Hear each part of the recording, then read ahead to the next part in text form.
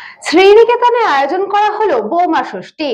জামাই ষষ্ঠীর দিন বাঙালির ঘরে ঘরে পালিত হোক বৌমা ষষ্ঠী, এমনই বার্তা তুলে দিয়ে প্রতি বছর ধুমধাম আকারে অনুষ্ঠিত হয়ে আসছে বৌমা ষষ্ঠী।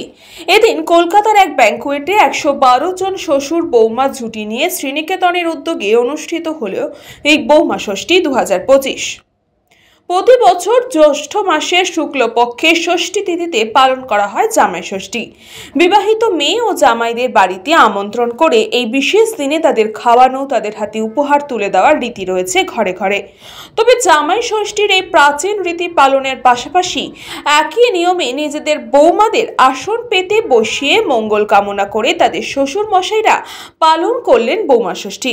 সাথে শ্রীনিকেতনের পক্ষ থেকে বৌমাদের হাতে একটি করে শাড়ি উপহার তুলে দেওয়া হলো। সেই সমস্ত আয়োজনই এদিন করেন শ্রীনিকেতন।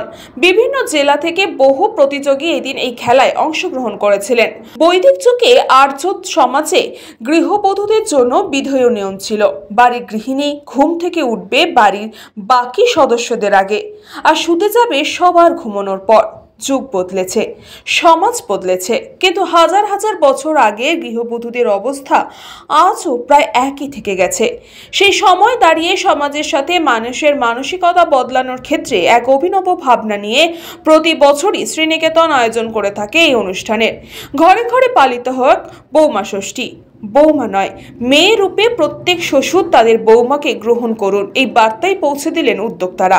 বাইরে ধর্ষণ হচ্ছে না হচ্ছে সত্যি, তার জন্য আমরা মানে আলাদা করে এই ছোট পরিসরে হয়তো কতটা কি করতে পারবো জানি না, কিন্তু আমি বলছি এই ধর্ষণ হচ্ছে না হচ্ছে তারও কিন্তু কোথাও যদি একটা দেখবেন যে সূক্ষ্ম বীজ কিন্তু পরিবার থেকেই তৈরি হয়। অর্থাৎ আমি সেই পরিবার থেকে তাকে অবহেলা করছি। একটা মেয়ে যে বিয়ের পরে হয়তো এই বাড়িতে 50 বছর 60 বছর বাস করবে, তাকেও পরের মেয়েই আখ্যা দিয়ে রেখে দিচ্ছি। তার মানে তাকে আমি আদর করে নিজের মতো করে আগলে রাখতে পারি না।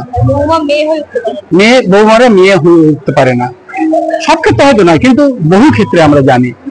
সেই কদরটুকু তাকে যদি করা যায়, তাকে যদি একটা মায়ার বাঁধনে বাঁধা যায়, তাকে যদি একটা কি বলবো, তাকে যদি একটা আশ্রয় দেওয়া যায়, ভালোবাসার আশ্রয় দেওয়া যায়, তাহলে কিন্তু অনেক ছোট ছোট সমস্যা আমার মনে হয় খুব সহজেই এড়িয়ে যাওয়া সম্ভব।